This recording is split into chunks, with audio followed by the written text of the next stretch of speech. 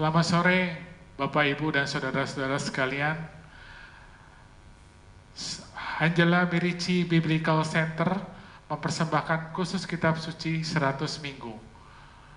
Sore ini kita membahas Injil Lukas bab 1 sampai 6. Kursus ini dirancang oleh Marcel Ledors MEP.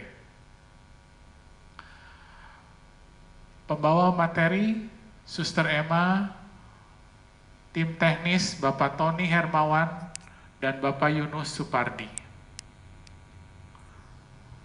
Mari kita berdoa.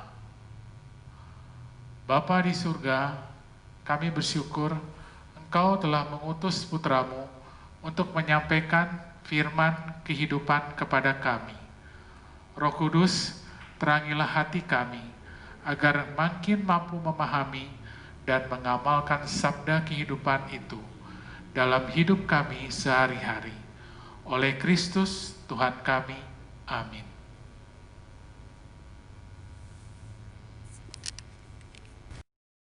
Shalom saudara-saudari, Bapak Ibu. Mari kita bersama mendalami Injil Lukas.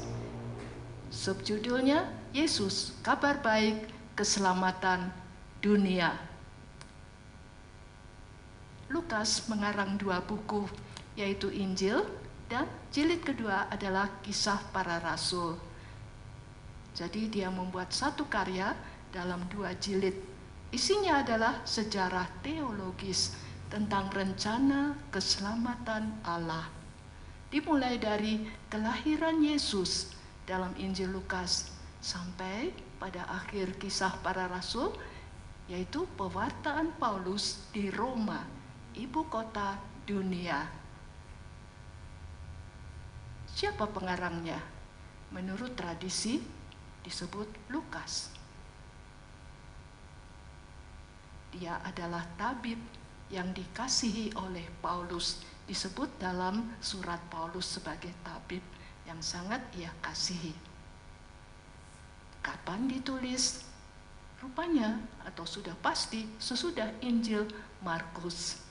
Karena seperti Matius, isinya tergantung dari Markus. Dan ada sumber lain karena Injil Lukas jauh lebih panjang daripada Injil Markus. Sumber itu disebut Q. Penulis tahu tentang pembinasaan Yerusalem oleh orang Roma di tahun 70. Itu kita baca dalam Injil Lukas bab 21 ayat 5 sampai 38, 13, bab 19, bab 23. Semua itu mengenai pemusnahan, penghancuran kota Yerusalem dan bait Allah. Jadi mungkin sekali ditulis antara tahun 80 dan 90. Bagaimana kepribadian si penulis Lukas ini? Lukas adalah seorang ahli sejarah.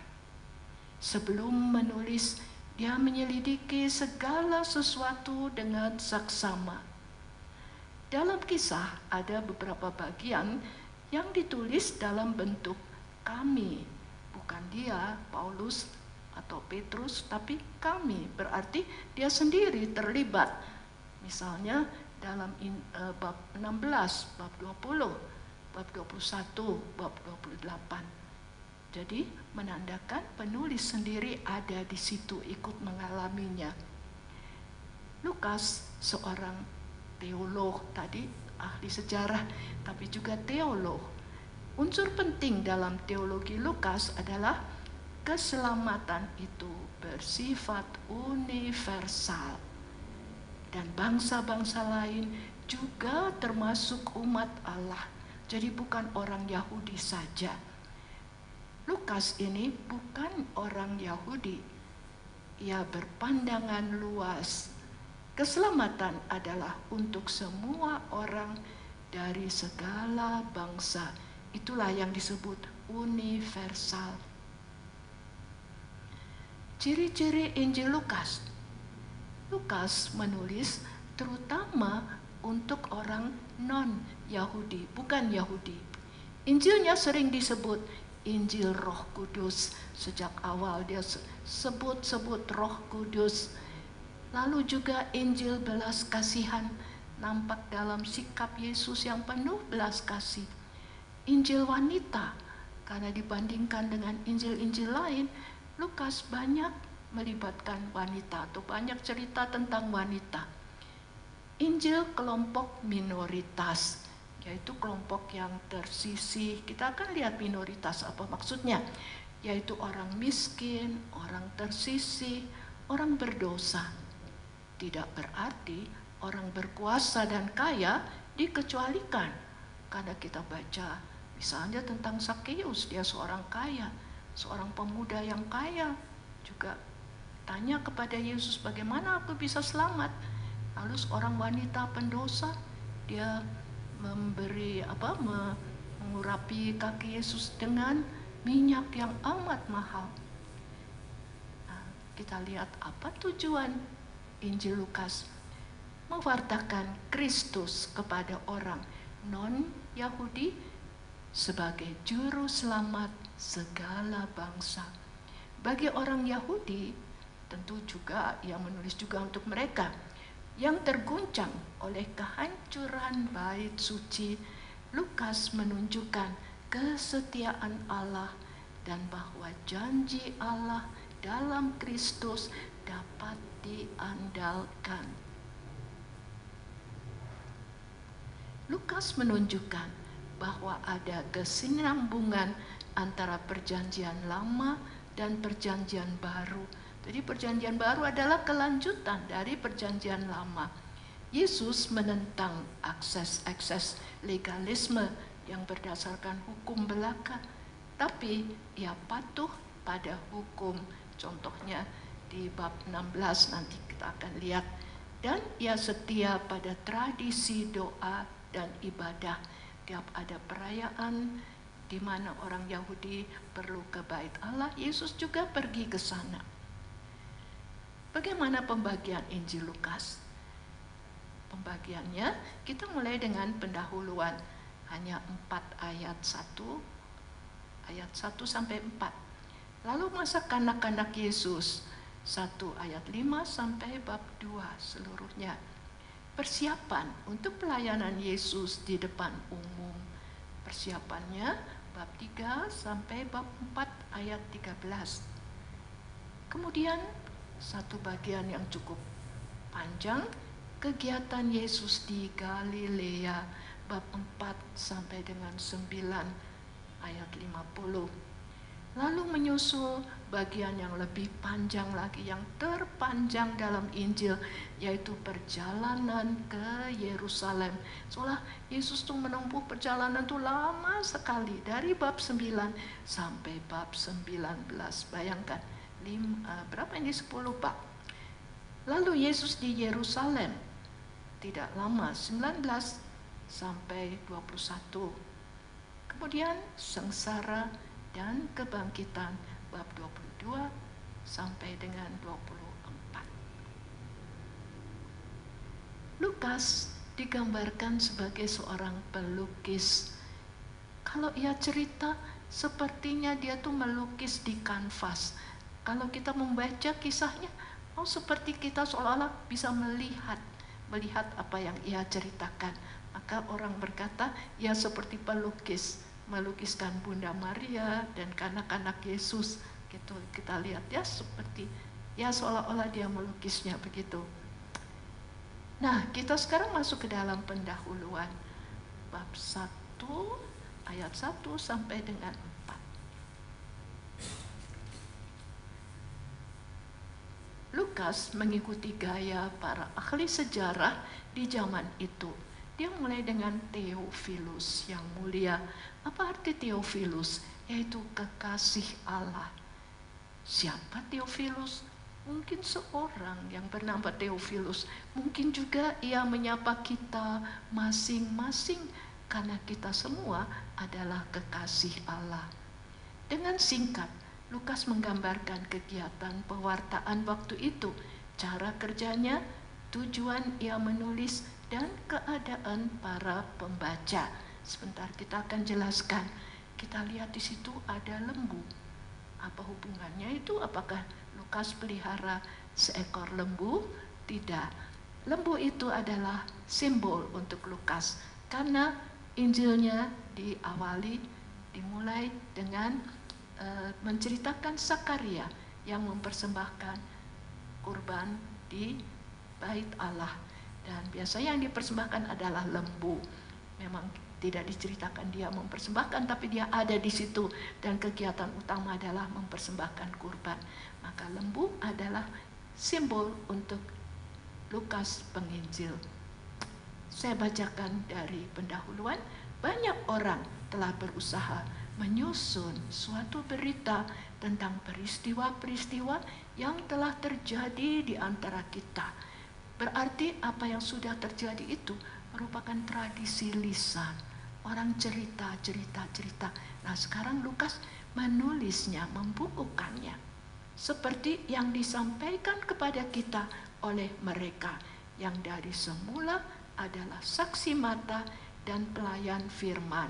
Di sini Lukas mengatakan dia bukan saksi mata, dia dengar dari saksi mata lalu dia kumpulkan dan dia tulis.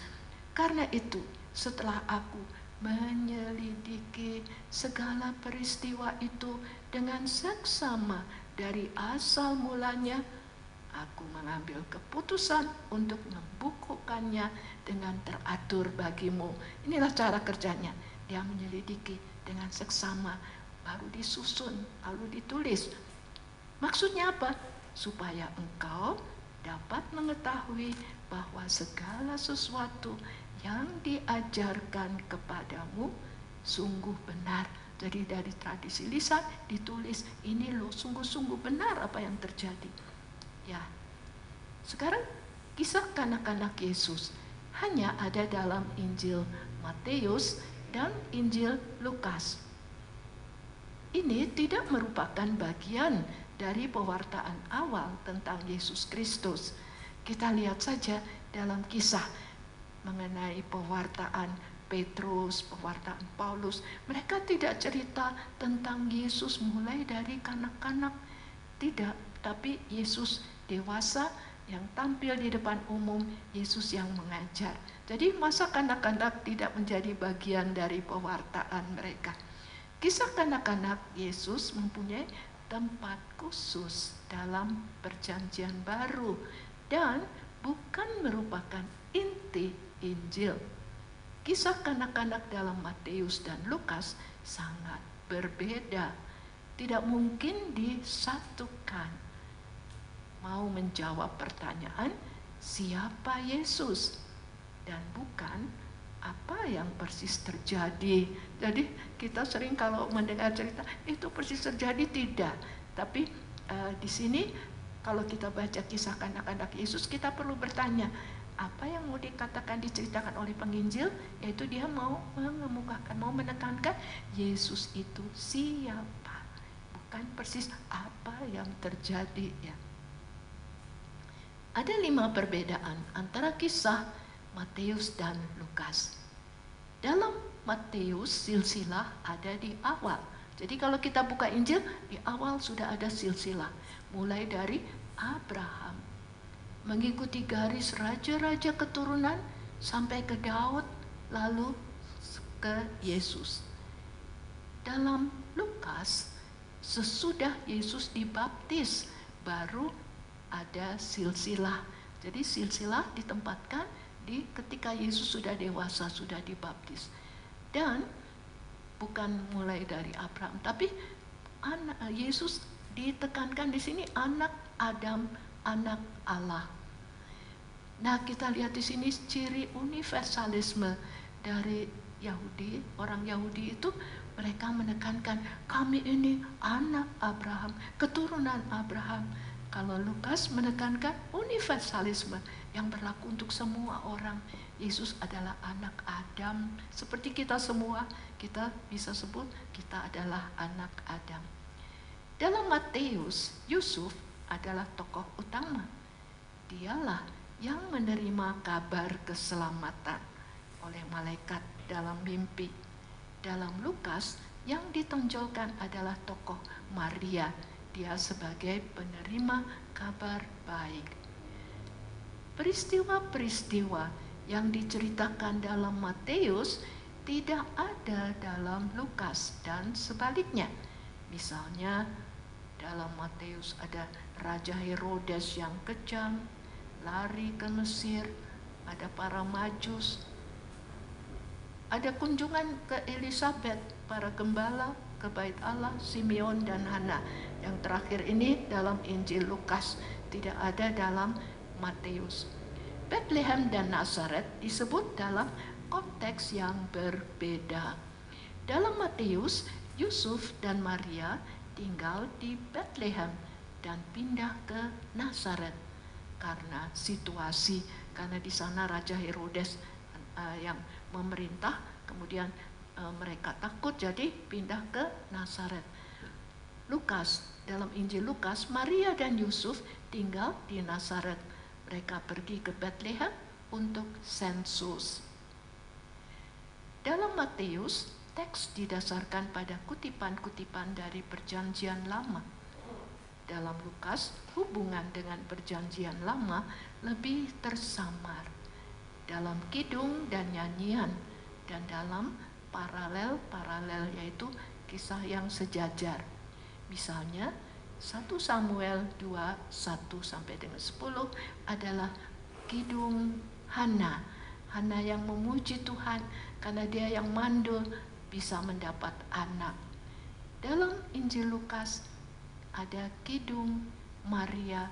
Maria memuliakan Tuhan karena ketika dia mengunjungi Elisabet, Elisabet sudah tahu Maria mengandung Mesias.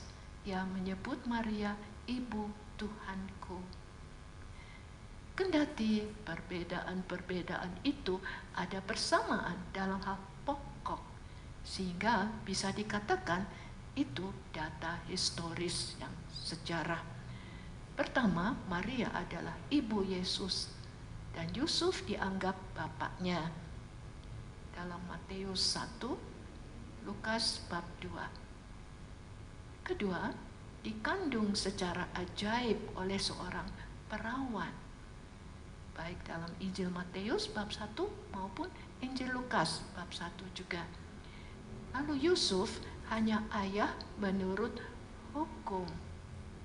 Dalam Injil Matius bab 1, Lukas juga bab 1 ayat 35.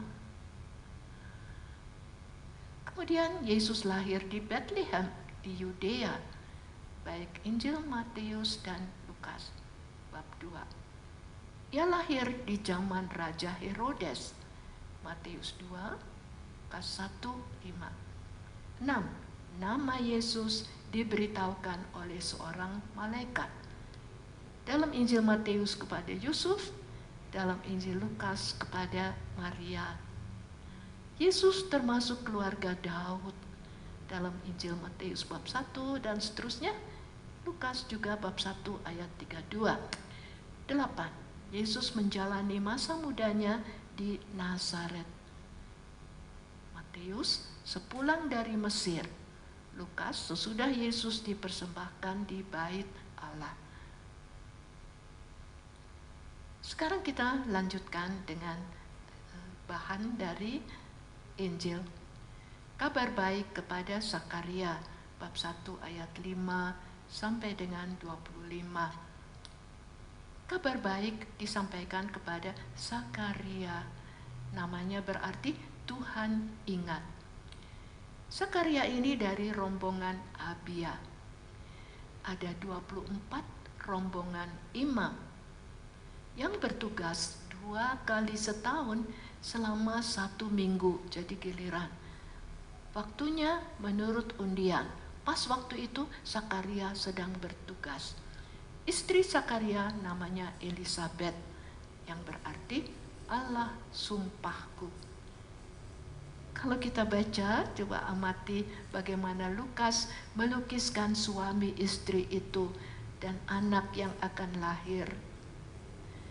Keduanya sudah sangat tua, gak mungkin lagi mempunyai anak.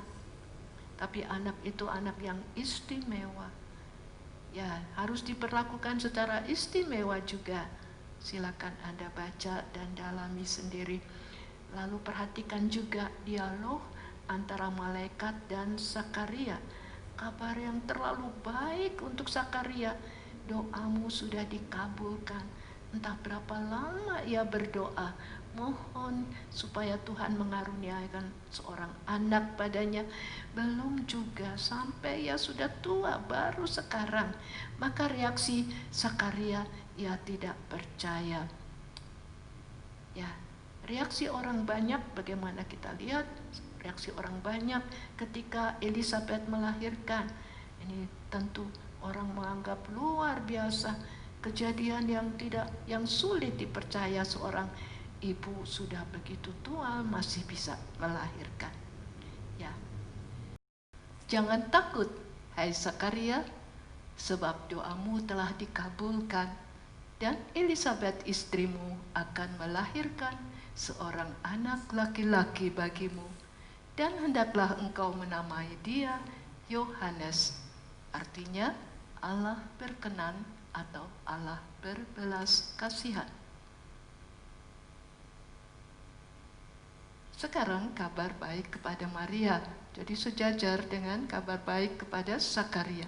Lukas memakai kutipan-kutipan terkenal tentang kelahiran Ishak, Samson, Samuel, untuk menunjukkan bahwa anak yang akan ia lahirkan bukan hasil manusia, tetapi anugerah Allah.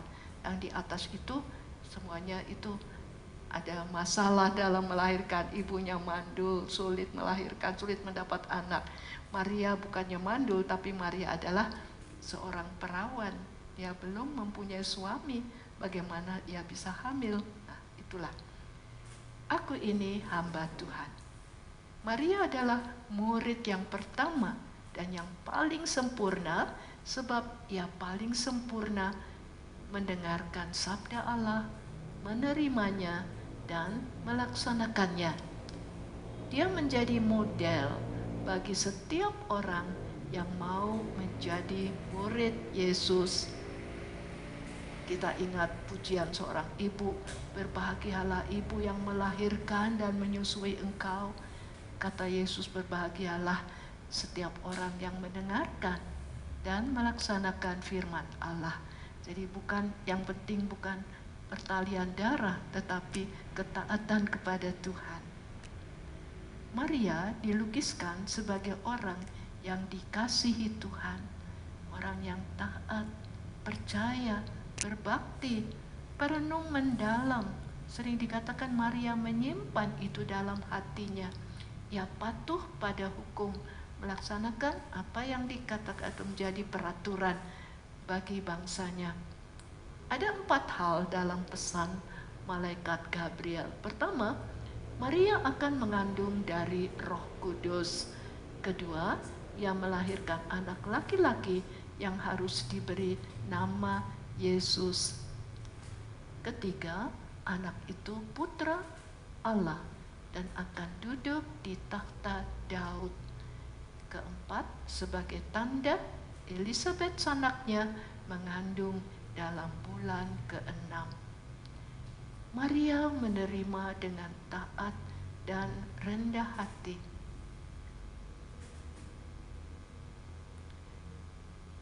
Mendengar bahwa sanaknya Elisabeth itu yang sudah tua mengandung dan dalam bulan ke-6, maka Maria bergegas pergi mengunjungi saudaranya itu. Cerita ini terdiri dari 4 bagian. Pertama, kunjungan Maria. Kedua, kata-kata Elisabeth yang diilhami Allah. Ketiga, kidung Maria yang disebut juga Magnificat, artinya jiwaku memuliakan Tuhan. Kemudian Maria pulang. Dalam kidung Maria, tema pokok adalah sukacita. Ayat 46 sampai dan 47. Pujian Maria, Lukas 1 ayat 46. Jiwaku memuliakan Tuhan, batinku bergembira karena Allah juru selamatku. Kemudian syukur atas berkat pribadi. 48, sebab ia telah memperhatikan kerendahan hambanya. Sesungguhnya mulai dari sekarang segala keturunan akan menyebut aku berbahagia. Kemudian belas kasih Allah kepada orang takwa. Rahmatnya turun-temurun atas orang yang takut akan Dia. Kasih khusus Allah bagi Israel. 54. Ia menolong Israel hambanya karena ia mengingat rahmatnya. Kelahiran Yohanes Pembaptis. Bab 1 masih ayat 57-80. Kisah ini terdiri dari 3 bagian. Pertama, kelahiran, sunat dan pemberian nama. Kemudian kidung Zakaria. Lalu perkembangan anak itu. Dalam Alkitab sering terjadi bahwa orang yang mendapat tugas khusus dalam rencana keselamatan Allah lahir dari perempuan mandul. Kita lihat halnya dengan Ishak, Yakub, Simson, Samuel. Kisah kelahiran Yohanes sejajar dengan kelahiran Yesus. Tadi diwartakan, kemudian sunat, ya, lalu pemberian nama dan seterusnya. Nah, berikut ini pemberian nama anak Zakaria. Biasanya anak mendapat nama dari ayahnya. Jadi para tetangga datang, mereka bergembira, mereka bertanya siapa namanya? Ya, mereka pikir pasti Zakaria. Zakaria karena waktu menerima kabar malaikat, ia tidak percaya, maka ia menjadi bisu, tidak dapat berbicara. Ditanya siapa nama anak yang baru lahir itu, Zakaria menulisnya. Ya, menulis apa yang dia tulis? Yohanes namanya. Berikut ini kidung Zakaria, yaitu lagu pujian Zakaria. Nubuat Zakaria ini disebut juga Benedictus, bahasa Latin. Tadi kidung Maria disebut Magnificat, juga bahasa Latin. Benedictus, terpujilah, terberkatilah. Harapan eskatologis Israel akan terpenuhi. Nubuat para nabi akan digenapi. Perjanjian dengan Abraham diingat. Semua musuh akan digulingkan oleh kuasa Allah. Itu semua yang dimuat dalam kidung Zakaria. Lalu digambarkan perkembangan anak itu. Anak itu bertambah besar dan makin kuat rohnya. Dan ia tinggal di padang gurun sampai pada hari ia menampakkan diri kepada Israel. Nanti Yohanes tampil sebagai Yohanes Pembaptis. Ya. Jadi ia tinggal di sana. Baik. Sekarang kelahiran Yesus. Cerita ini terdiri dari 5 bagian, yaitu tentang kelahirannya, pemberitahuan kepada para gembala, sunat dan pemberian nama, Yesus dipersembahkan di bait Allah, dan perkembangan Yesus. Jadi kita lihat sejajar sekali dengan perkembangan Yohanes Pembaptis tadi. Kelahiran Yesus sejak awal mengungkapkan cara berpikir Allah. Ia memilih kemiskinan dan kelemahan. Ia mengajar kita melepaskan cara berpikir manusia yang didasarkan atas kuasa dan kekuatan yang masih merupakan godaan sampai sekarang.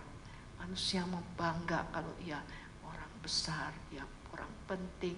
Tapi Allah justru, anak Allah lahir sebagai anak miskin, sehingga bagi dia tidak ada tempat di rumah penginapan.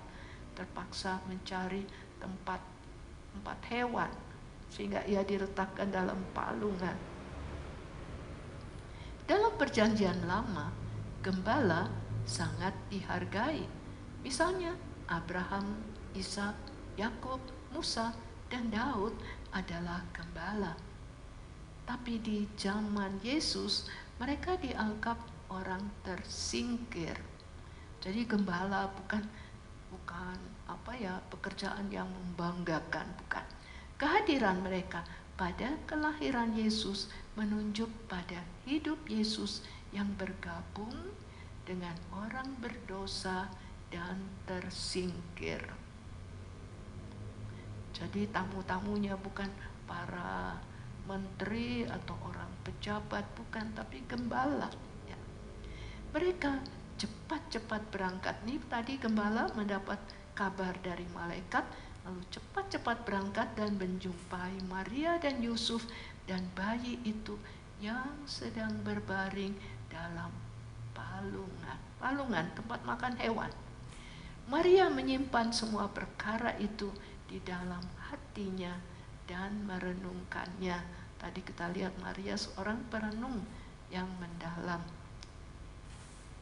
Yesus dipersembahkan di bait Allah. 40 hari sesudah bersalin, seorang wanita harus mentahirkan diri. Ini karena seorang yang baru melahirkan dianggap najis karena ia mengeluarkan darah. Darah itu bagi orang Yahudi sumber hidup. Jadi kalau kita mengeluarkan darah karena mens atau karena pendarahan lain, maka orang itu dianggap najis. Ingat seorang perawan yang sudah 12 tahun sakit pendarahan. Setiap anak laki yang lahir pertama harus dipersembahkan kepada Allah. Itu menurut hukum ada dalam Keluaran bab 13. Maka Maria yang tak pada hukum juga melakukan itu. Tapi anak itu yang diserahkan pada Allah bisa dibeli kembali di sini dengan sepasang burung tekukur. Kita melihat dengan Hana yang melahirkan Samuel. Samuel ditinggal di tempat suci lalu dididik oleh Nabi Eli. Di sini Yesus dibeli kembali dengan burung tekukur. Ini tandanya juga orang tuanya itu orang miskin, karena orang yang kaya dapat membelinya kembali dengan lembu atau dengan kambing. Yang orang miskin cukup dengan sepasang burung tekukur. Simeon dan Hana disebut dalam kisah ini adalah dua tokoh perjanjian lama yang mewartakan era baru yang terbuka bagi semua bangsa. Era baru, hanya zaman baru, Mesias telah lahir. Nah, ini Mesias yang menyelamatkan semua orang. Mada Simeon singkat saja bicara tentang kematian sebagai akhir perhambaan. Hidup ini merupakan suatu perhambaan dan kematian adalah suatu pembebasan. Anugerah bertemu dengan Mesias, relasi orang Israel dengan bangsa-bangsa lain. Ini singkat tapi indah sekali. Dia katakan apa ini tadi? Mada Simeon, mataku telah melihat keselamatanmu, biarlah hambamu pergi. Aku udah siap mati karena sudah melihat Mesias. Itu sangat bagus dari kidung Simeon. Sesudah itu mereka kembali ke Nazaret di Galilea. Diceritakan perkembangan Yesus. Anak itu bertambah besar dan menjadi kuat, penuh hikmat, dan kasih karunia Allah ada padanya. Karena Yusuf seorang tukang kayu, kita bisa mengandaikan Yesus juga belajar bertukang pada Yusuf. Dan Yesus bertambah besar dan bertambah hikmatnya dan besarnya dan makin dikasihi oleh Allah dan manusia. Selanjutnya, masih dalam kisah kanak-kanak, Yesus ditemukan di bait Allah. Mereka biasa pergi ke bait Allah dan Yesus berumur 12 tahun. Itulah pertama kali anak laki-laki ikut ke bait Allah. Kemudian ketika mereka pulang, ternyata Yesus tidak ada di antara rombongan itu. Lalu mereka mencarinya. sehingga mereka kembali. Nah, mereka menemukan Yesus di tengah alim ulama, di tengah para orang ahli hukum. Ini melambangkan pelayanan Yesus di kemudian hari. Di kemudian hari kita lihat Yesus sering berbicara dalam bait Allah. Itu erat berkaitan dengan keprihatinannya untuk berada di rumah Bapa. Ketika Maria bertanya, "Nak, kami mencari Engkau di mana-mana." Ia berkata, "Bukankah aku harus berada? Tidakkah kamu tahu bahwa aku harus berada di dalam rumah Bapakku?" Ini kata pertama yang ditulis oleh Lukas. Kata pertama, ucapan Yesus yang pertama.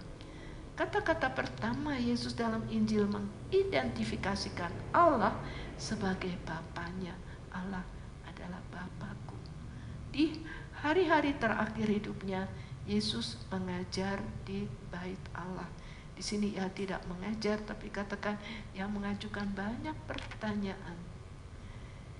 Sekarang kita masuk ke dalam, kita meninggalkan kisah kanak-kanak. Kita lihat Yohanes Pembaptis sudah dewasa. Lukas melukiskan Yohanes Pembaptis dengan merincikan waktu, tempat, fungsi, dan isi pewartaannya. Nah, kita lihat di sini Lukas sebagai ahli sejarah. Bab 3. Dalam tahun ke-15 dari pemerintahan Kaisar Tiberius, ketika Pontius Pilatus menjadi wali negeri Yudea, Herodes raja wilayah Galilea, Filipus saudaranya raja wilayah Ituria, dan Trachonitis dan Lisan, dan seterusnya. Jadi persis settingnya dalam sejarah. Ya, padang gurun. Jadi Yohanes tampil di padang gurun. Padang gurun adalah tempat Allah membentuk Israel menjadi umatnya dan melambangkan kembali kepada Allah. Kita ingat orang Israel mengembara di padang gurun selama 40 tahun. Di sana mereka digembleng menjadi satu bangsa. Nah, apa yang dilakukan oleh Yohanes ialah membaptis. Ya, padang gurun biasanya kering ya, tapi ada sungai yang melintasi. Nah, disitulah di sungai itu, sungai Yordan yang melewati padang gurun. Disitulah Yohanes membaptis. Baptisan Yohanes merupakan tanda pertobatan. Jadi bukan seperti kita baptis menjadi anggota gereja. Ya, di sini baptis menjadi tanda pertobatan. Pertobatan dan pengampunan adalah tema penting dalam Injil Lukas. Yohanes adalah nabi terakhir perjanjian lama. Pesan Yohanes Pembaptis. Apa pesan Yohanes kepada orang banyak? Bertobatlah, percayalah pada Injil. Kelompok mana yang disebut secara khusus? Ya, ia bicara kepada semua orang yang datang dari mana-mana. Yang disebut secara khusus adalah orang Farisi ya, dan pemungut cukai. Dalam pernyataannya, bagaimana pernyataannya tentang Mesias? Kita cari situ, Mesias lebih besar dari aku. Apa yang mengakhiri pewartaannya? Ia berbicara terus terang dengan gamblang. Ia berani menegur Herodes, tidak sah bagimu untuk mengambil istri saudaramu, dan karena itu ia lalu dimasukkan ke dalam penjara. Nah, ketika Yohanes Pembaptis, Yesus datang muncul depan umum. Yesus adalah bagian dari orang banyak yang dibaptis. Mereka datang ke situ untuk mengaku dosa-dosanya, dan ini sebagai tanda pertobatan. Perlukah Yesus bertobat? Dosa apa yang dia harus lakukan? Yesus tanpa dosa, tapi ia memikul dosa kita sekalian, dosa semua orang dari segala zaman. Nah, dikatakan di sini ketika Lukas sedang berdoa, Lukas menghubungkan baptisan dengan doa. Jadi ketika Yesus dibaptis, dia berdoa. Dalam seluruh Injil, doa Yesus mendapat sorotan khusus. Nanti kita akan lihat, seringkali Lukas menyebut Yesus sedang berdoa. Nah, di situ tampak kehadiran Roh Kudus, yaitu kehadiran kuasa Allah dalam Yesus akan dinyatakan dalam hidup dan karyanya.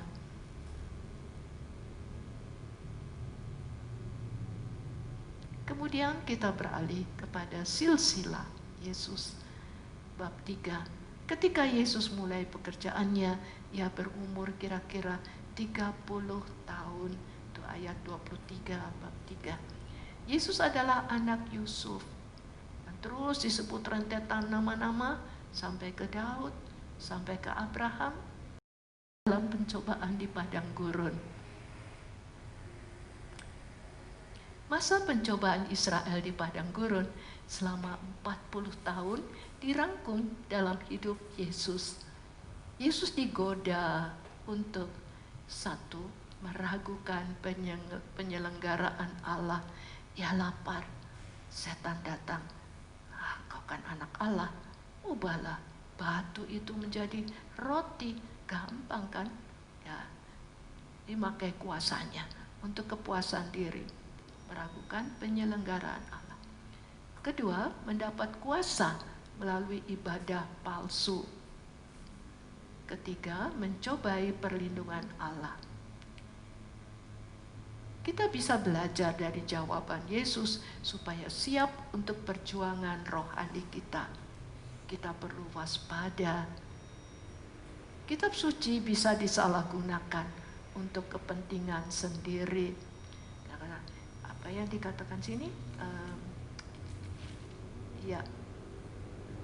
Percobaan Yesus, cobaan pertama, ubahlah batu ini menjadi roti.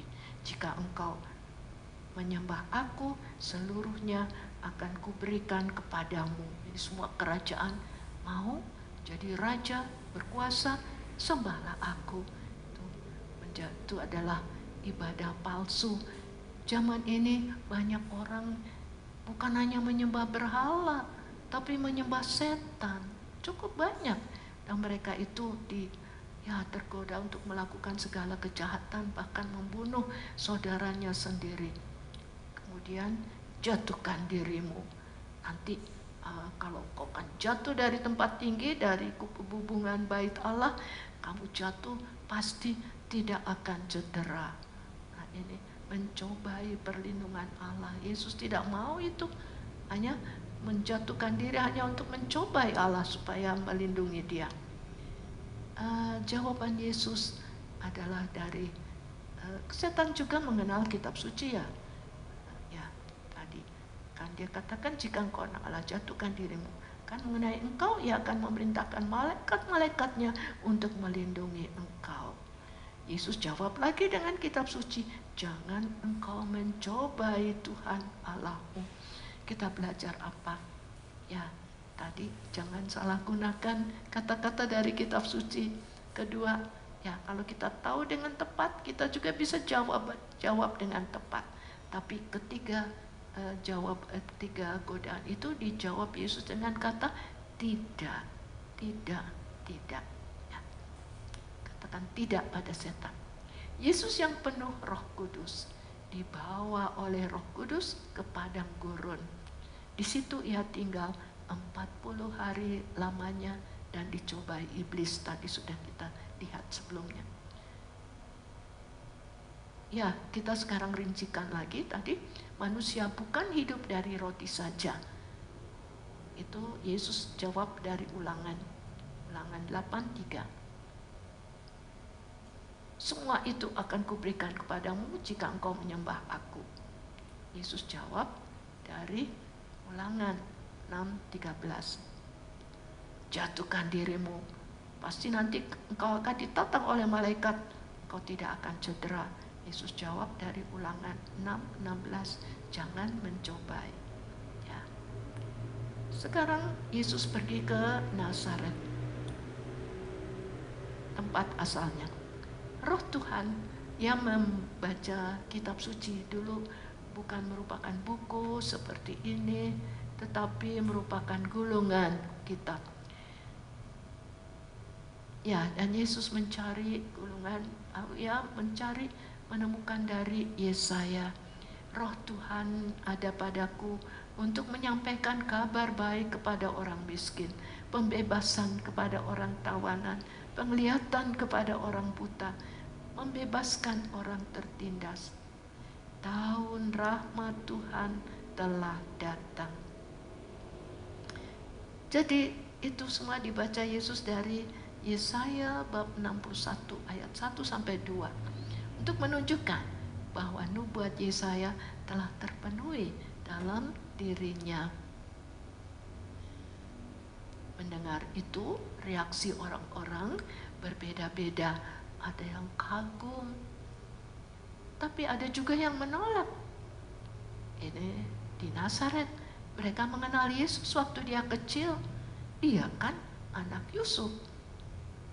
Lalu jawaban Yesus, memang Elia, Nabi Elia diutus kepada janda dari Sarfat, tanah Sidon.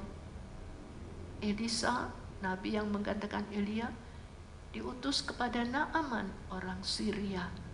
Jadi bukan pada bangsanya sendiri, tapi pada bangsa asing, karena tidak diterima oleh orang-orangnya.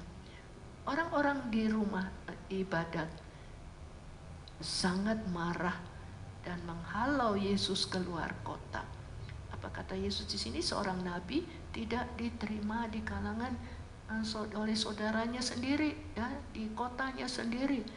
Ya, karena apa yang mereka melihat, siapa sih dia? Belajarnya di mana? Kan kita tahu asal usulnya. Nah ini, jadi mereka tidak menghargainya. Nah, apa yang terjadi ketika mereka menghalau Yesus? Yesus berjalan lewat dari tengah-tengah mereka, lalu pergi. Ia tidak membalas dengan kekerasan, tidak.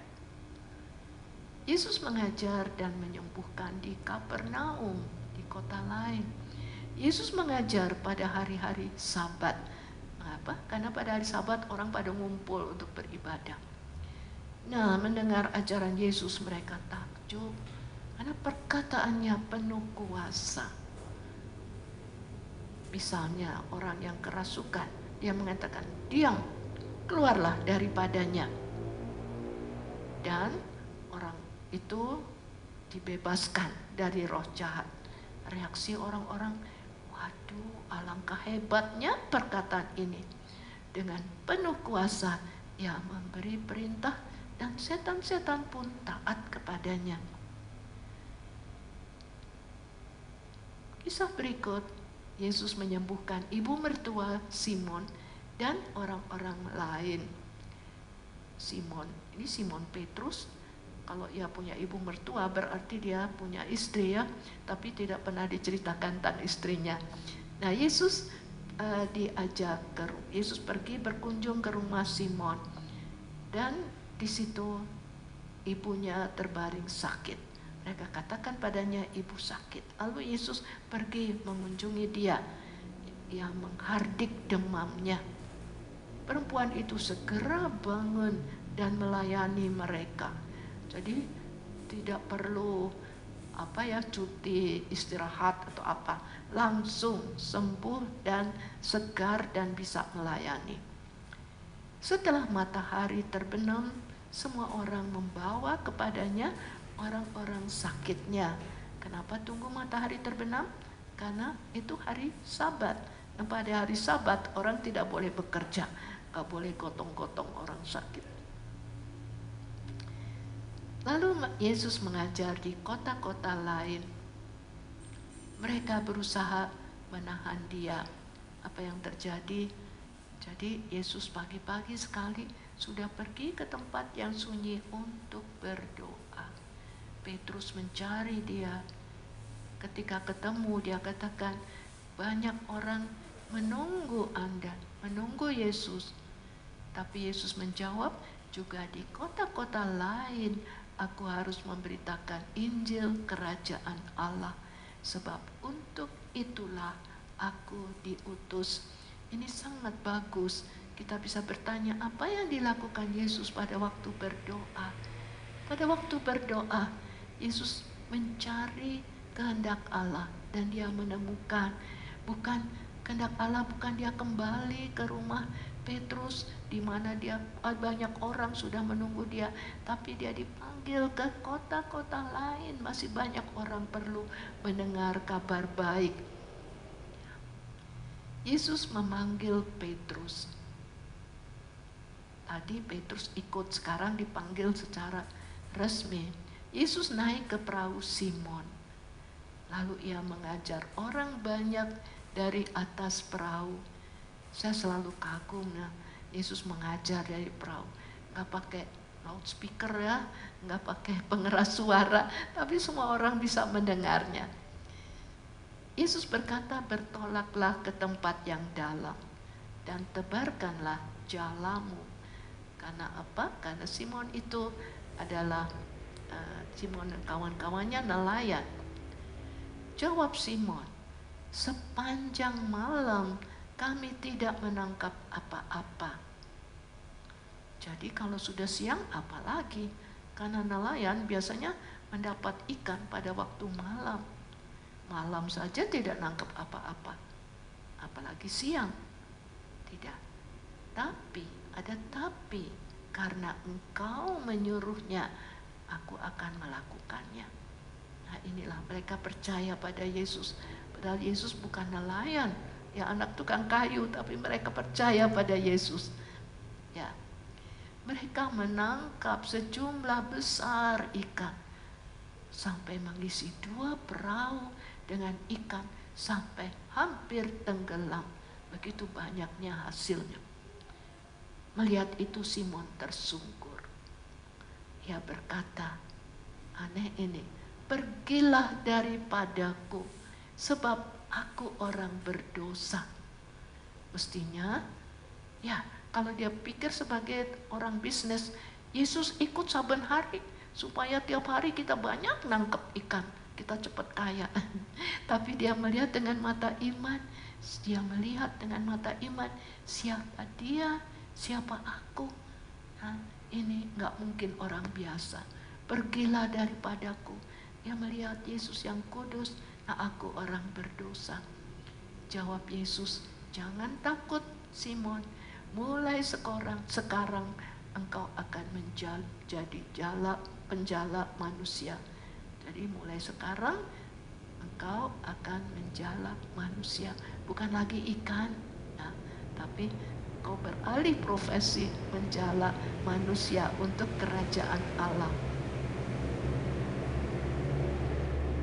Yesus menyembuhkan orang kusta. Jika Tuhan mau, nih orang kusta adalah orang yang tersingkir dari masyarakat. Mereka nggak boleh, mereka harus memisahkan diri. Sekarang disebut istilahnya apa itu? Isolasi ya. Karena apa?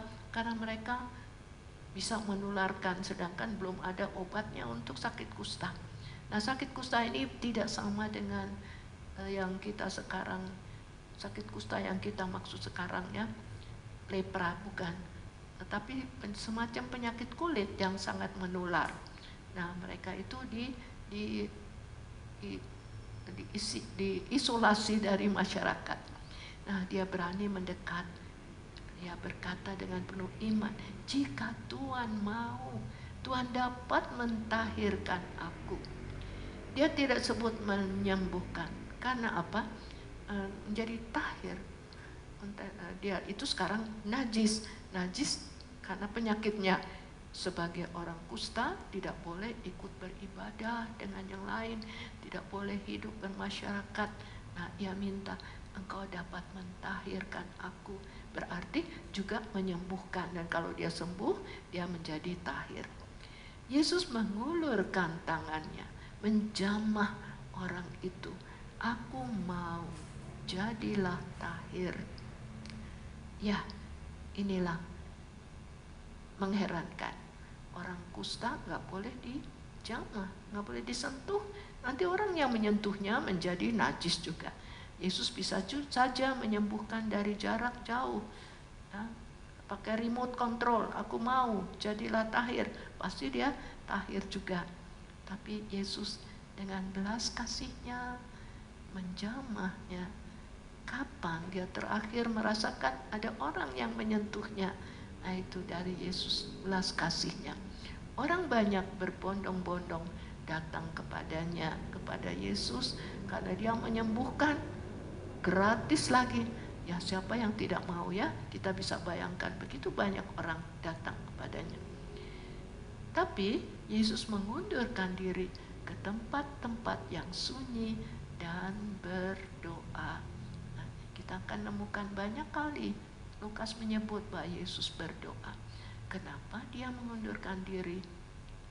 Karena orang banyak mau menjadikan dia raja. Raja menurut arti ya dunia, dalam arti politik. Dan Yesus memang raja, tapi bukan dan tidak datang untuk menjadi raja dalam arti politik. Ya, mendirikan kerajaan Allah yang bukan dari dunia ini. Nah, yang berikut cerita yang bagus. Orang lumpuh disembuhkan. Rumah itu penuh, mereka nggak bisa masuk. Lalu mereka punya akal, yaitu bongkar atap rumah. Mereka membongkar atap, lalu menurunkan orang lumpuh dengan tempat tidurnya tepat di depan Yesus. Apa kata Yesus? Dosamu sudah diampuni. Nah, orang pada heran. Orang lumpuh itu dibawa kepada Yesus bukan untuk diampuni dosanya, tapi untuk disembuhkan. Tapi Yesus katakan, dosamu sudah diampuni. Kenapa ya? Ada dosa yang melumpuhkan seluruh hidup, termasuk tubuh. Kuasa Yesus tidak diarahkan ke masa lampau, tapi terlebih ke masa depan. Yesus menyembuhkan, artinya Ia membebaskan seluruh pribadi, jiwa dan raga. Ia mengundang supaya orang percaya akan Allah yang mengampuni. Dan ini sesuatu yang baru bagi para ahli Taurat yang mempunyai gambaran lama tentang Allah. Ya, karena di dalam cerita itu dikatakan mereka menggerutu dalam hati. Dia menghujat Allah. Mana ada manusia yang bisa mengampuni? Nah, Yesus menunjukkan bahwa anak manusia itu dirinya bisa mengampuni. Ya, mempunyai kuasa untuk mengampuni. Berikut, Lewi, pemungut cukai dipanggil. Pemungut cukai dikucilkan secara sosial dan religius. Mereka dianggap orang berdosa. Karena apa? Karena mereka memungut pajak. Pajak itu untuk orang asing, yaitu penguasa, orang Roma. Jadi mereka dianggap berdosa, kaki tangan musuh. Nah, Lewi ini dipanggil oleh Yesus, ikutlah aku. Seorang berdosa dipanggil. Nah, Lewi segera meninggalkan semuanya. Yesus lebih penting dari segala uang yang dapat ia peroleh. Tapi sebelum berangkat ikut Yesus, dia mengadakan perjamuan besar. Perpisahan dari teman-temannya. Siapa teman-temannya? Tentu juga pemungut cukai. Makan bersama. Dan Yesus makan bersama pemungut cukai. Makan bersama adalah tema penting dalam Lukas dan Kisah. Makan bersama artinya menerima orang lain seutuhnya. Mereka ini menjadi batu sandungan bagi orang Yahudi, bagi orang Farisi dan ahli Taurat. Tapi jawab Yesus, aku datang bukan untuk memanggil orang benar, tapi orang berdosa. Setiap orang dipanggil untuk bertobat dan melayani.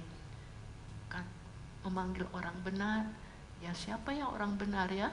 Kita semua orang berdosa. Kita semua dipanggil untuk bertobat. Dan setelah bertobat, melayani. Tobat artinya atau adalah anugerah dan tuntutan bagi kerajaan Allah. Bila kita mau masuk kerajaan Allah, perlu bertobat dulu. Hal berpuasa. Mereka bertanya, kami ini puasa, kenapa kamu tidak? Orang Farisi berpuasa secara rutin tiap hari Senin dan Kamis. Ini sebagai devosi ya. Puasa tidak memancarkan rahmat dan kemurahan Allah bagi dunia. Ya kan? Kita mengurangi, kita tidak makan. Nah, itu bukan tanda rahmat dari Tuhan ya.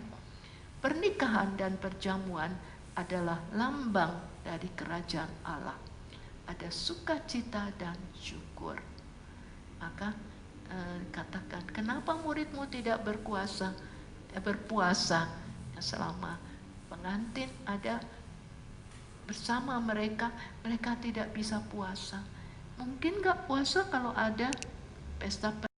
Perlu mental baru, cara berpikir baru, dan ini dilambangkan dengan anggur yang baru itu perlu dimasukkan dalam kantong yang baru. Yesus memberi ajaran yang baru, ajaran yang segar, ajaran kasih dan belas kasih, tapi kita perlu mempunyai mental baru untuk dapat menerimanya.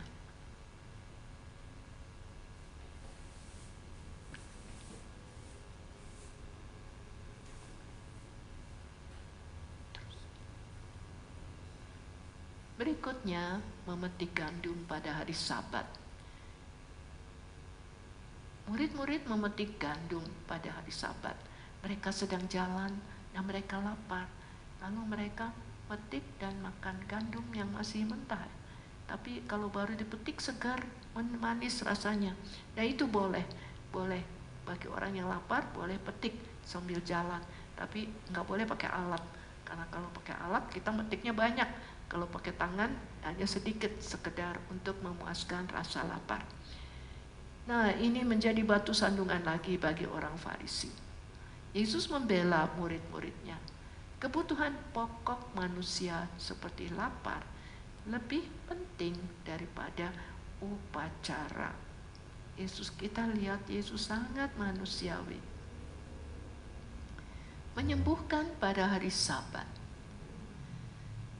Mereka ada di rumah ibadat lagi. Lalu ada orang yang lumpuh tangannya. Lalu mereka melihat apakah Yesus akan menyembuhkan dia atau tidak. Ya, itu akan menjadi jebakan bagi Yesus. Yesus bertanya, ini pertanyaan yang bagus sekali. Manakah yang diperbolehkan pada hari Sabat? Berbuat baik atau berbuat jahat, menyelamatkan nyawa atau membinasakannya? Mereka tidak bisa jawab. Harusnya kalau mereka jujur, bilang harusnya berbuat baik, menyelamatkan. Tapi mereka tidak mau menjawab karena keras hati. Yesus berkata, ulurkan tanganmu. Orang lumpuh nggak bisa mengulurkan tangan, tapi dengan perintah itu, ulurkan tanganmu, ternyata orang lumpuh itu bisa mengulurkan tangannya, berarti dia sembuh. Yesus memanggil ke-12 rasul. Pada waktu itu, Yesus pergi ke bukit untuk berdoa. Lihat lagi Yesus berdoa. Dan tidak tanggung-tanggung. Semalam-malaman ia berdoa kepada Allah. Lama, bukan hanya sebentar, 1 jam, bukan, semalam-malaman. Ketika hari siang, ia memanggil murid-muridnya, lalu memilih dari antara mereka 12 orang yang disebutnya rasul. Jadi ini persiapan untuk memilih.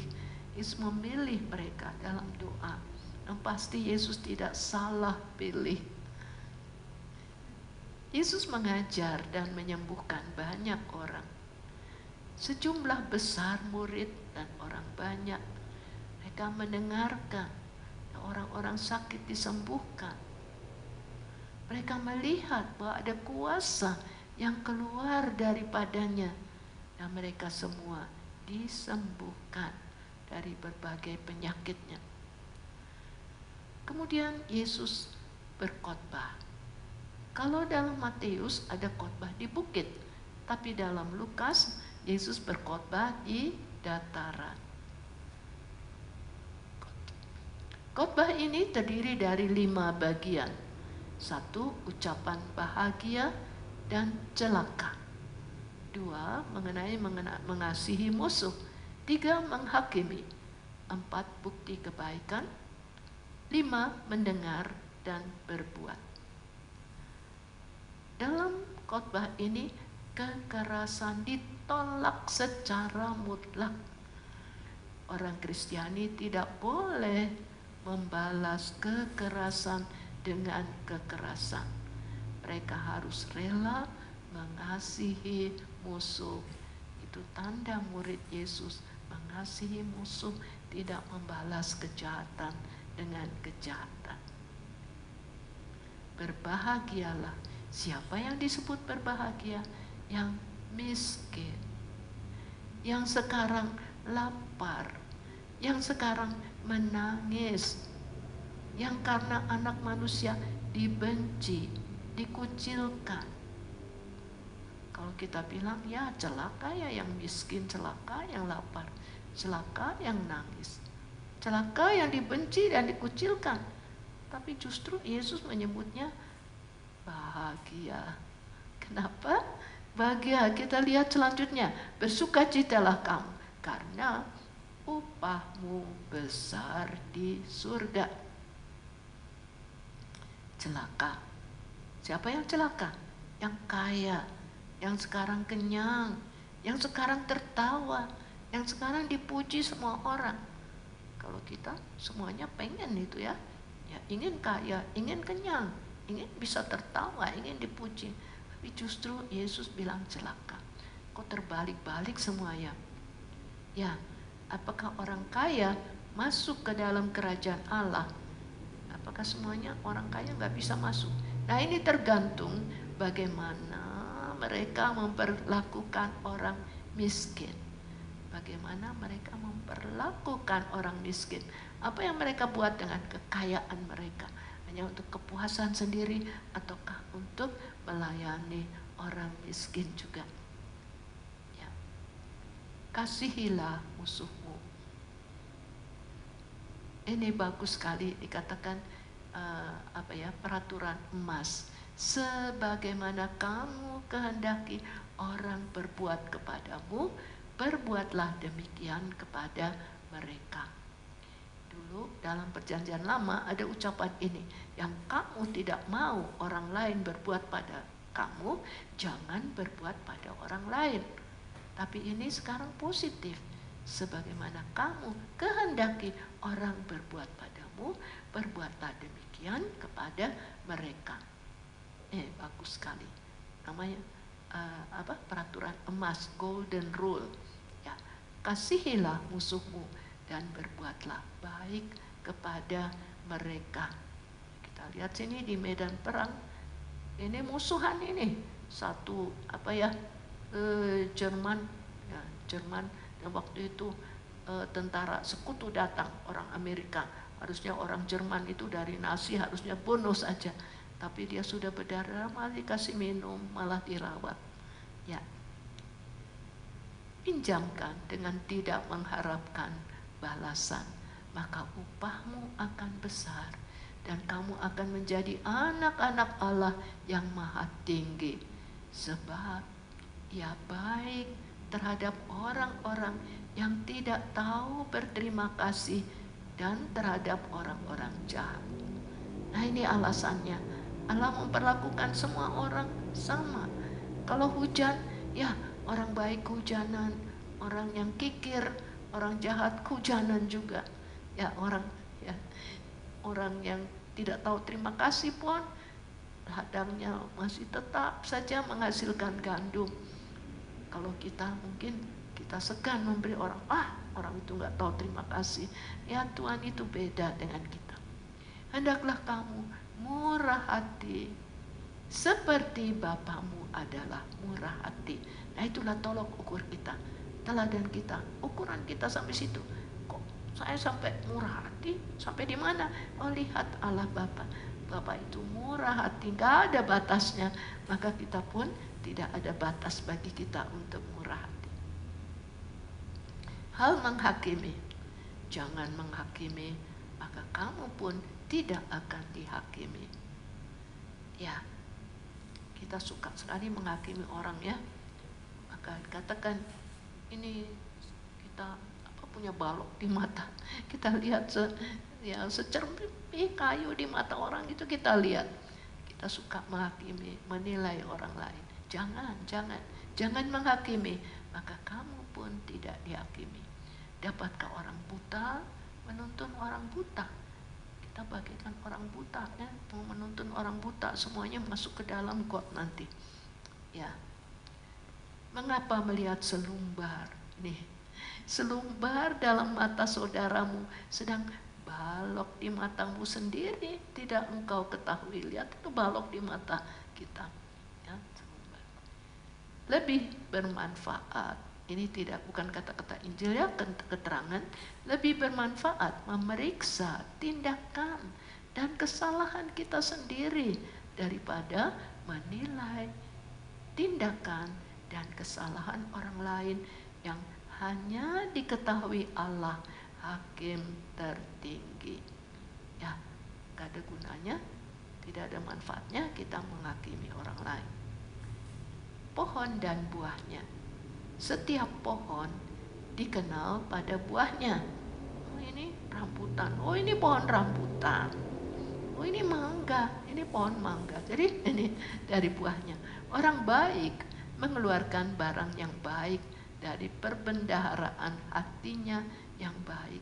Orang yang berbuat baik, tindakannya baik. Oh, ini orang baik. Dua macam dasar.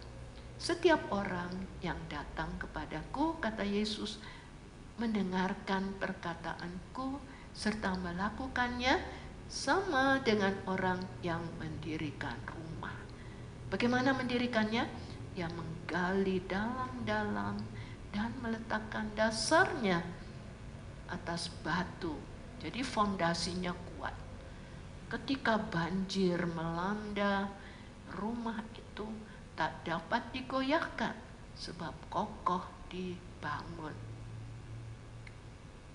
Ya, sebaliknya yang tidak mendengar, tidak melakukannya, yaitu seperti rumah yang dibangun atas dasar yang tidak kuat. Lalu kalau ada banjir, kalau ada angin topan, tuh rumah itu hanyut. Maka kita yang mendengarkan firman Tuhan, kita diajak untuk menyimpan firman itu di dalam hati kita seperti Bunda Maria dan melaksanakannya. Maka kita menjadi rumah yang kuat, yang tahan banjir dan angin apa saja. Mari kita sekarang akhiri pertemuan kita dengan doa. Yesus Juru Selamat kami, Engkau telah menaburkan firman kehidupan dalam hidup kami. Jadikanlah hati kami seperti tanah yang baik, di mana benih sabda itu dapat tumbuh dan menghasilkan buah limpah bagi kemuliaan-Mu. Amin. Dalam nama Bapa dan Putra dan Roh Kudus. Amin.